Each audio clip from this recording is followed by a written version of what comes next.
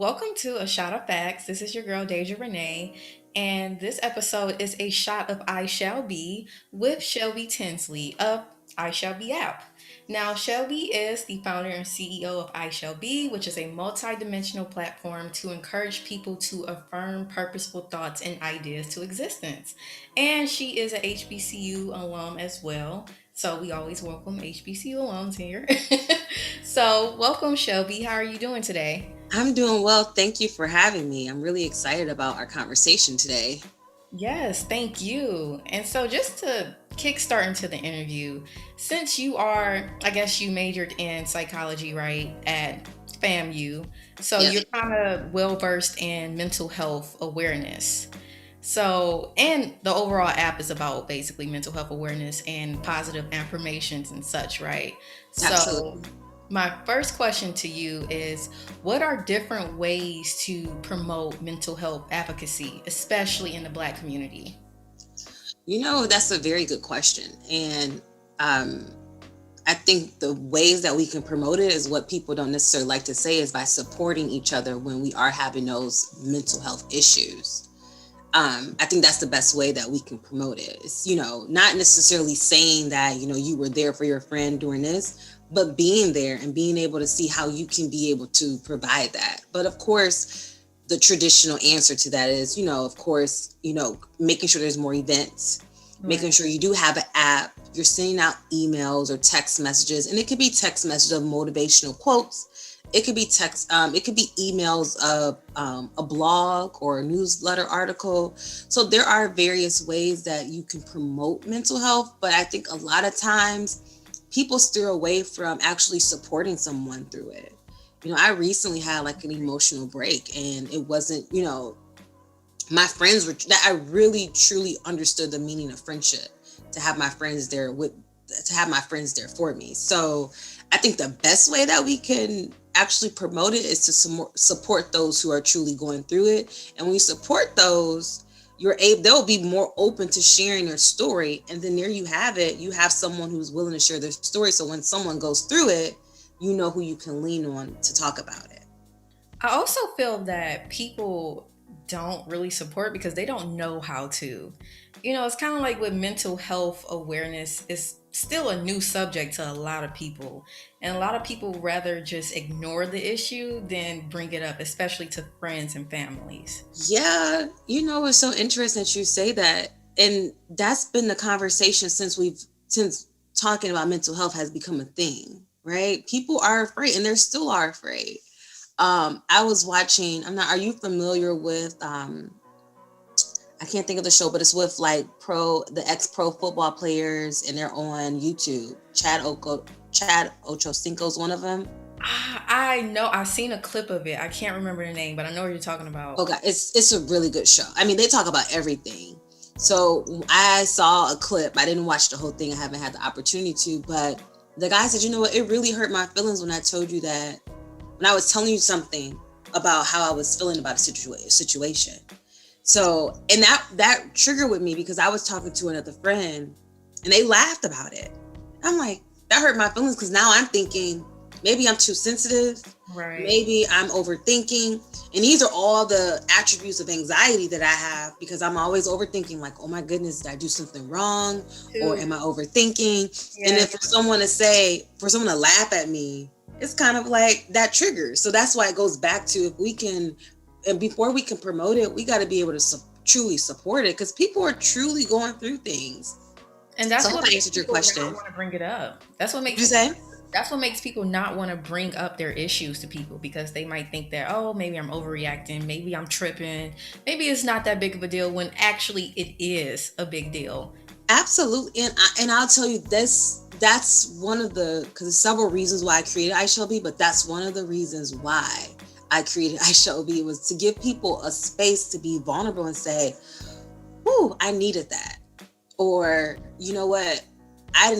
Or to know that there's a space where people are going through the same things that you're going through. So now you have someone that you can relate to, but most importantly, they were willing to open up about it. So now you feel comfortable to open up about it. So now we have a community of people who are saying, hey, what should I do in this situation, or ask questions or provide those resources? Because I don't have the resources, but the community do. Like, you may come on and say, hey, iShallBe hasn't posted this, but let me share this with you because I know someone needs it. Definitely. I definitely agree with that. Now, since you mentioned kind of like a community effort, I wanted to ask you also, what are your thoughts about mental health and generational traumas, especially when it comes to overall communal efforts of awareness? Oh, I mean, that's a great question. I think about how our generation took give a great example. So I think about how our generation took what happened at the Capitol, right? But then Right. I talked to my mom. My mom's devastated. She's like, I can't believe this is happening. It's like, think about the 60s and when the riots happened in the 60s, Right. and she had to live through that and, was terrified. So for that to happen at the Capitol, that was traumatizing. But a lot of people skip over how traumatizing, I'm just giving an example, and we talk about generational, a lot of people skip how that generation was impacted by the riots in the 60s. Right. So I think about how our generation took, we were just like, we just gonna watch and just say that ain't us. Whereas my mom's generation, they were really in tears because they were like, oh my goodness, this is getting ready to come to us. So I think I think that when we talk about that traumatized and we talk about the generation, like my mom's generation absolutely ignored mental health, Mine too. right? Whereas our generation is kind of like, we got to talk about it. If you're not going to talk about it, we'll find somebody. Or the popular one is that, my mom's generation is like, I'm going to go to church. I don't need a therapist. What do you need a therapist for? Exactly. Yes. And That's I'm kind of like, I need a therapist because maybe the pastor also needs a therapist, or the pastor isn't able to resonate with what I'm trying to, I feel like you have people who give great words, but doesn't make them a great therapist. And right. there's a difference. So absolutely. I mean, I feel like our older generation has experienced a lot and still experience a lot. Whereas we experience these things, but we know that, okay, we acknowledge it. Whereas I'm just, again, comparing my mom's generation, is that they're more so like going to ignore it. They're going to fight through it. I even think about, tell me if I'm rambling, because this No, like, keep going. this question gets me. So I think about the workforce. Yes, Whereas we're like, you know what? talk about that too. We Yeah. are not staying in this job. We're going to quit and we're going to figure it out. Whereas my dad was kind of like, you did what? You quit your job? Right. Why? I actually Why would had you a do it? mentor in where I work at now, because I was somewhat just expressing to her how I felt like I was done wrong in the workspace in one instance, and she just went off into this tangent like, "Oh, you millennials just always complaining, you're never satisfied," and it's like, it's not that. It's just I know my worth and we have a voice and we can express it now. I totally agree. The older generations definitely held their tongue back with a lot of things. I mean, they still do if they're still in the workforce. I've seen it firsthand. And I had to have that conversation before I recently quit my job. I was just, I can't take this abuse anymore. And at the point, looking back at it, I was being bullied at work, but I didn't want to vocalize that because I didn't want to admit, like, is this individual truly bullying me to the point where I'm getting ready to quit my job and risk my whole livelihood? Whereas, the fact that I even thought about it is like one thing. Whereas, again, we talk about the older generations, they'll fight through it. Right. So Which I feel like it's I still think what makes our generation, no, I'm saying I feel like it's a big what you say? difference between like just dealing with it and fighting. I feel like we fight in different ways, our generations. So, Oh, absolutely. yeah, Oh, we absolutely do fight in different ways. But I will say is that our fight we'll show you better than we can tell you. yeah, So we'll like give it, what we'll do is we'll like fight, but we will do it in a way like, let me quit before I get let go. right, And me quitting is actually a hindrance to your company than it is to me. And I say that because the conversation that happens nowadays, what is the workforce going to do in about 5 years with our generation? So if we look at like the age, I kind of fall within the millennials. I'm 29, but I'm also like border at the generation. Is it Z? Yeah, Z. Yeah. Generation X is before us. I don't believe that they talked about generations back in the day as much as we talk about it now, but that's another conversation for another I definitely time. agree. I'm like, oh my goodness. But I feel like between the millennials and Generation Z, oh, I don't know what the workforce is going to do because everybody wants to be entrepreneur. And realistically, it's working. Everyone has a product. Everyone has a podcast, So I truly wonder, what will the workforce do? And that's why my background is in psychology, but it's actually in industrial organizational psychology. So pretty much working with companies to figure out exactly what can we do to make sure our employees or our associates, whatever the term the company use, to make them feel comfortable in the workplace so that we can retain them. So in my case, I left my company and I was the person who was there. I was HR. I was just gonna ask you, like, how can we adapt? But that's something I often struggle with myself. I have a podcast, but I also work in corporate America, and I'm not lying when I say sometimes I'm like, can't wait till I make enough money. Oh yeah. I mean, but granted, the company I'm not one to just quit a job and just do the entrepreneur thing because I'm like really big on like my benefits. There's a lot of things to consider. Yes. And I also think about my life. Like, I would have to change my whole lifestyle. I'm not ready to do that just yet. That's why I love to tell people, like, don't just jump into entrepreneurship. Like, make sure you have a plan B. Make sure you are financially set before you decide to just quit your job and follow your dreams. Like, you got to think realistically as well. Oh, absolutely. Like, don't get me wrong. That's a goal in the near future. But my main goal was that I still want to continue to build myself professionally in the workforce so that I can have something to lean back on. Right.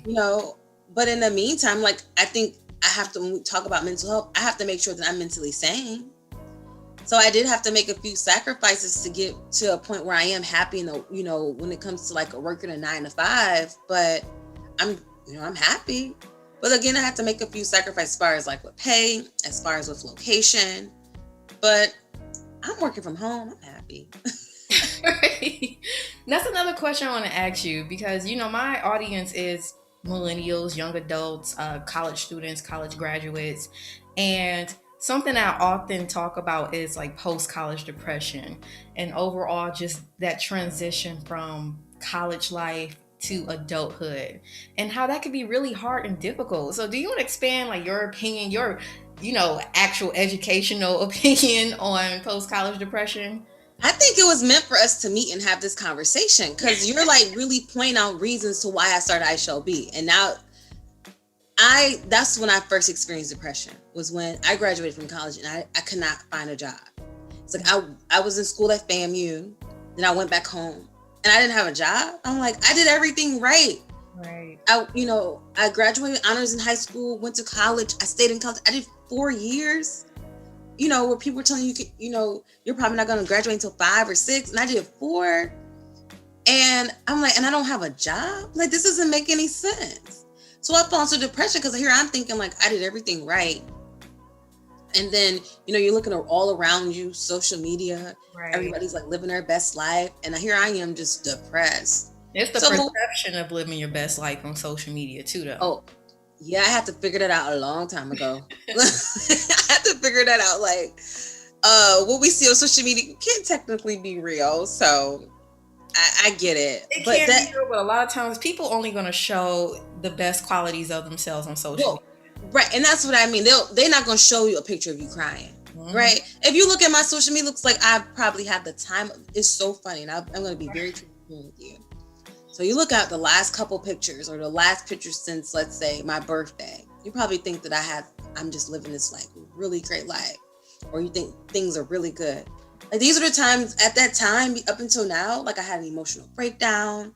I left like my home like for like weeks at a time because I was truly going through it. So you look at social media, it looks like I'm okay, but you like turn the camera around, it's not okay. Right. And so when you talked about that depression piece, I created iShallBe because I finally found a job. And mind you, I started working like 2 months after graduation. And I got into a job that I was like, I was not prepared for. I was like, you got me working outside. I'm supposed to be a manager. Like, what is this? And so then a year later, I enroll into grad school. So then I go back to school and thinking like, oh, I'm about to get a master's. I'm going to be fine. I graduate and it takes me 6 months to find a job. So I'm like, wait a second. So here I am thinking like, oh my God, I left Detroit and I'm having to go back to Detroit. And I'm just like, this can't be my life right now. So then I finally get this job. And I feel at the time it's like a bare minimum, right? It wasn't what I thought or I envisioned it was going to be in college. Because they tell you, like, you're supposed to have this type of salary with this degree. But then when you get to grad school, you have, a better salary. And I'm like, I just settled so I can have something, so I can be able to provide for myself. I'm tired of like living off my mom or giving that puppy dog look face like when Friday come like, can you help a sister out? Yeah, I feel you. Like for me, actually, because I graduated, like I majored in environmental science, and when I graduated undergrad, I had zero job offers. I didn't even really. My mindset was so stuck on just graduating. I didn't even really look for jobs like that. And I was just like, you know what? I don't have a job. I'm going straight to grad school. So I went to school 6 years straight, went through such a traumatic experience in grad school. Like, grad school for me was horrible. And luckily, I got a job after I graduated, but it was just like, school was my crutch. School was my outlet. And now I'm like trying to transition to being an adult and being outside of school, and just, I felt really idle. And that's why I started developing post-college depression, just from feeling like I was lost, feeling like I didn't have anything of value to give because I wasn't in school. So it's really hard, really. I do think universities could do, and don't get me wrong, I believe FAMU prepared me for the real world. FAMU did prepare, and at the same time, I had a lot of fun. So I went to Tuskegee, so it's like we kind of probably had the same like HBCU experience, but yeah. And I even a lot of them, and I think you can probably agree, like a lot of the morals and standards going to convocation, preparing for the workforce, I still use to this day. I think all around, as far as preparing us for like financial literacy, like as being a human, as being a woman, a Black woman, right? Like a Black woman, I feel like I'm good. I have the confidence of the world because of FAMU. Like when I went into FAMU, came out a totally different woman for the better. But as far as like truly preparing us, I feel like even in grad school, I think it was just something they could have done a little bit better, And some people may want to disagree with me, but that I just think schools in general, you get your biggest bang for your buck when you have a student who's truly prepared. Because I could be offered, you can go to career fair and you could be offered the position, right? Right. Once you get there, you're like, wait a second. I wasn't thinking, because a lot of times they offer you these like leadership development programs, or they offer you these management training programs. And what they don't know, and I'm telling you all, I hope I don't get in trouble for this, but what you don't know as a 22 or 21-year-old going into the workforce in these roles, they're truly getting ready to work you to death. Mm-hmm. Right? So what happens? You're not really prepared. You about to quit. So now that you quit, you're not really, these are things that you have to prepare someone for. You can prepare them and have them look good, have them know what to say. Right. But you're not going to go and what I've seen in my field is that these 21, 22-year-olds today think that, they've been offered a position with this like top tier company, but they're not about to be working in the office. No, you're about to be a frontline worker. You're about to like really get your hands dirty. And a lot of people are not ready for that. So I think that's what I mean as far as preparing. Like, let them know, expect the unexpected. Don't expect the office job, your first couple years of, trying to get your experience. Because I definitely. First job out of college, I was out in the snow. Oh, what? In Detroit, and it was like a winter fresh out of Florida. I'm like, my blood not ready for this. I, that's why I'm not going back to Michigan. I said I hate wintertime. I'm in Virginia and it's getting cold, and I'm like, oh, I'm trying to get back down south. I'm trying to. I'm definitely like, okay, it's time. Like, I do think that I will one day go back, go back home, but Yeah. I'm in my prime years and I'm about to be 30. Like, All right. But let's now talk about your app. So, I Shall Be. It's Yes. I kind of explained it a little bit earlier. It's more about, is it really like daily affirmations, or just it's a community of people that can give out, I guess, positivity and affirmations as well. So, could you explain to the listeners a little bit more about I Shall Be? Yes, it's both. So iShallBe is a daily affirmation app that encourages users, or our community, as I like to say, to speak positivity into existence. So the way that it works is on Sunday, you are encouraged to create your affirmation for the week. And so we call it I Shall Be Sundays. So this week, I shall be amazing, or I shall be bold as a lion, or I shall be fearless. And my goal behind that is that on Sundays, we're typically feeling good, right? We're like, you know what? I had a great day. I had a great weekend. I can't wait till next weekend. Or they'll say, you know what? I'm feeling good after church. I'm feeling motivated. But then when Wednesday comes, someone says the wrong thing. You have a confrontation with someone. And all of a sudden, that one instant on Wednesday turns your I shall be fearless, or I shall be amazing week to a horrible week. So it's only a horrible week because you're saying it's a horrible week. I have that So problem. the main idea, right? I mean, I do it all the time. So the main idea about I Shall Be is, the goal is to encourage people to be very conscious of the words they say. Because if you say, like, you know what, I'm going to fail this test, you're going to fail the test because you already told your brain that. And so the way it works is on Monday through Friday, you're receiving these affirmations. So on Monday, it's actually a video that we create, which we were talking about earlier as far as putting that content out. I used to do every week. Now I'm doing every month and calling it I a day. understand.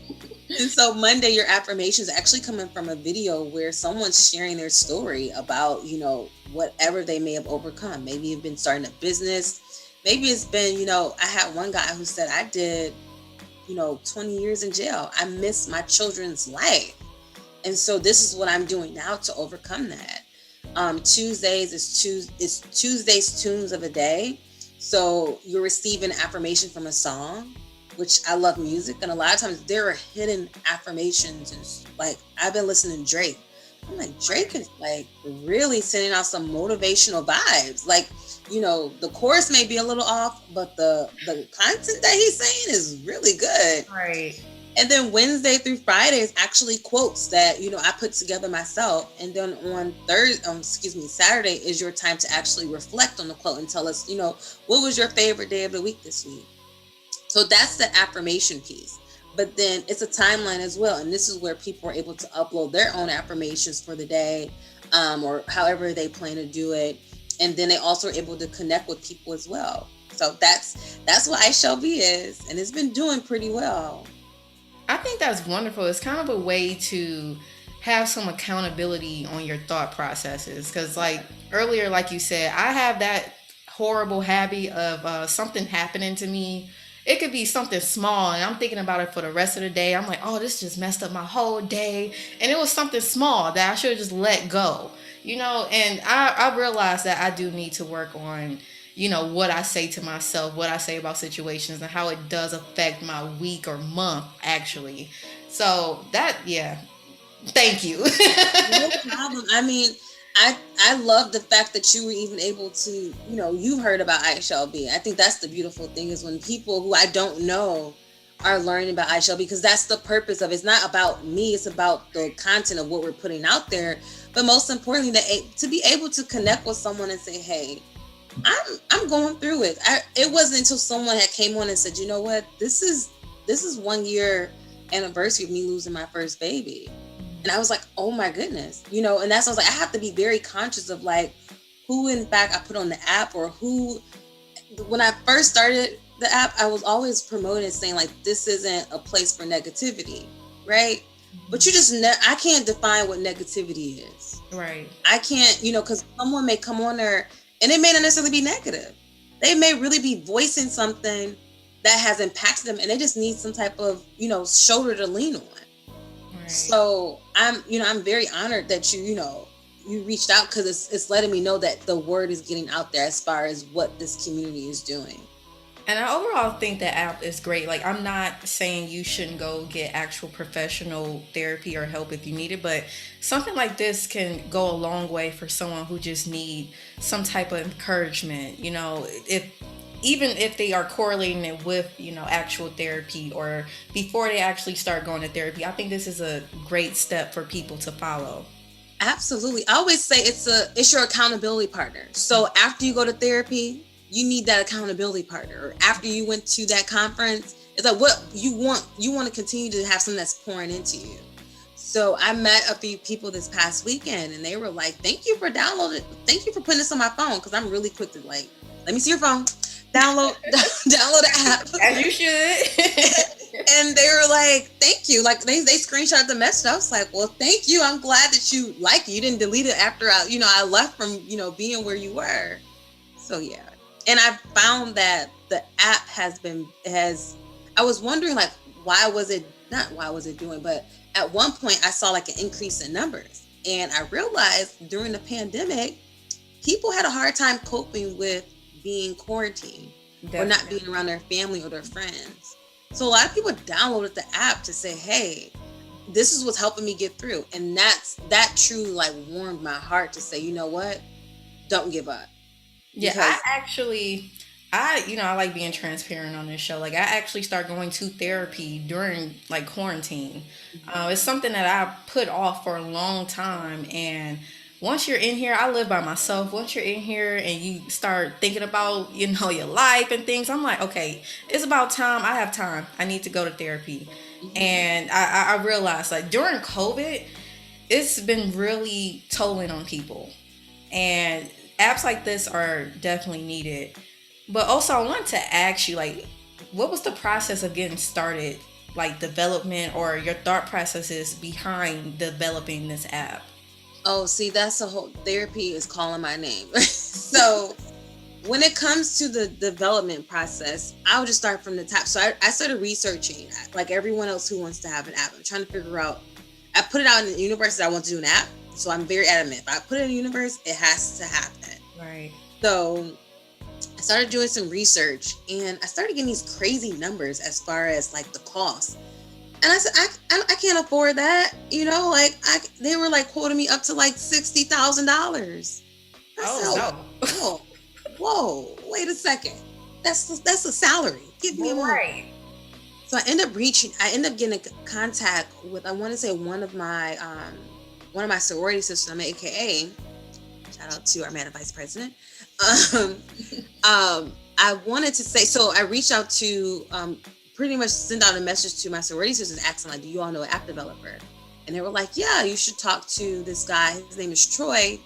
He's an alpha at FAM. He's at FAMU. I was like, perfect. And so I decided to work with him. I said, you know what? Moving forward, I want to make sure that I work with my family. Not saying permanently, but I wanted to make sure that that was my way for us to connect and grow together. Right.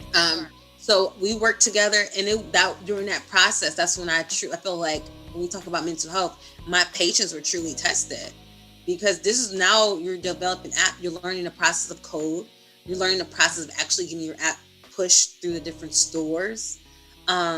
You at the point I was like, I have to put our data out there so that I can market and promote it. Well, guess what? I put out that my app was going to come out October 1st, and Apple didn't approve it until December 4th. So just learning business in itself is like, what you can say, don't put it's certain things you don't have to put a time on. Right. If you know that you're putting in the work and the effort, it's going to happen. But don't put a time limit on every single thing, because you just never know how it's going to actually turn out. So honestly, since December 4th, I've put out two. So we put iShallBe 1.0 and iShallBe 2.0. And then I've been working on iShallBe 3.0 for the past year or two. Are these just updates or those are actual? These are updates. Okay, because I'm like, I only seen one. Yeah, it's one app, but these are updates. Okay, okay. Yeah. So the updates comes with different features, or you saw like a slight change in the look of 2.0, and as far as the actual how it ran. But like now with 3.0, because again the numbers have increased. One thing with apps or with business, people love to see a change. They love to see things update. So the whole total look of the app is changing. It's going to be more user friendly. So this process has been a lot. And then keep in mind too, I'm one person team. So the people that I do hire are actually just contractors that I'm hiring to work on things. So it's a process as a business owner with the app, but overall as a sole entrepreneur, and then also I work a 9 to 5. So it's a process. I know. Trust me, I know. It's what is sleep at this point. Yeah. Which I had told myself I got to start slowing down and making sure that I live in a moment. So that's been my thing too. It's saying okay, Shelby, you are where you are now. Don't rush up. But however, I'm rushing this 3.0 process because it's been too long. But just living in a moment, because we're not going to, and I don't want to. Someone told me that I sounded like a Mormon, but we're not going to be here forever. We're not. We're not going to be here forever. And so one thing about iShallBe is I create a lot of affirmations, and I wonder if someone's going to ever say they're sick of this affirmation, but I put out a lot of affirmations about living in the moment and appreciating the present. Right. Like at this moment, I'm like appreciative of you for reaching out, or appreciating the air that I'm in, or appreciating the roof that's over my head, or appreciating the fact that I just said, I'm going to go to Texas for 2.5 weeks. Right. And here I am. It's just like, just appreciating the things that I currently have, and whatever is meant for me to have is going to come. And if not, that means something greater is coming. That's been my motto all year. It's like, if it's meant to be, it will be. And if it's not, something greater is coming. Right. Well, I appreciate you actually taking the time out to come on a Shot of Facts to talk about iShallBe app, and also just having you just speak facts on this show. I know we've talked a little bit about everything. Yeah, no, but I talk about everything on the podcast. So you reached everything that I talk about in this short stint of time. So it was fine. But I wanted to actually go into my last question for you. And so this is actually my segment that I call the last call. And this is where I give you, the guest, the opportunity to tell the listeners one last parting word of encouragement or recommendation that they should take beyond the episode. So what would that be for you? Oh yeah, so I recently just put out like 3 tips and I'm going to share those same 3 tips, which I've already shared one. But the first tip is again, if it's meant to be, it will be. And if it's not meant to be, something greater is coming. So don't rush it. Go along with the pace and live in the moment. The tip number 2 is, if you speak it, it shall be. So be very mindful of the words you speak over your life, because you never know what's going to happen for you. But we're in control of how it's going to happen. Right. So, and then number 3 is, I always say, download iShallBe. Because if you want to continue to receive these jewels, you will when you download the iShallBe app. Right. And where can we find you? Social media, website, where can we find you? Oh, yes. So you can find me. The website is iShallBe.com. So if anyone ever wants to have these kind of conversations, you can find me there. You can also follow me on Instagram, iShallBe Ruth. That's my personal page. But also make sure you follow iShallBe app. So it's called iShallBe app. And I just made a TikTok, so I'm really, really goofy. So you can follow me on TikTok, because I only have like 4 downloads. Okay, I got a TikTok. So many social medias. Whew. So I'm saying so many users, so many, 4 followers? But yeah, I know. It's so many different apps. I'm trying to tackle TikTok myself, but I'm also trying to tackle Instagram and Twitter. So. I said I was done with Instagram, but TikTok was fun. So I was like, oh yeah, this is up. Well, again, thank you, Shelby. I'll make sure to add everything that you said as far as to reach you, and also the website on the show notes so that everyone can listen, will follow you, and also download the app as well.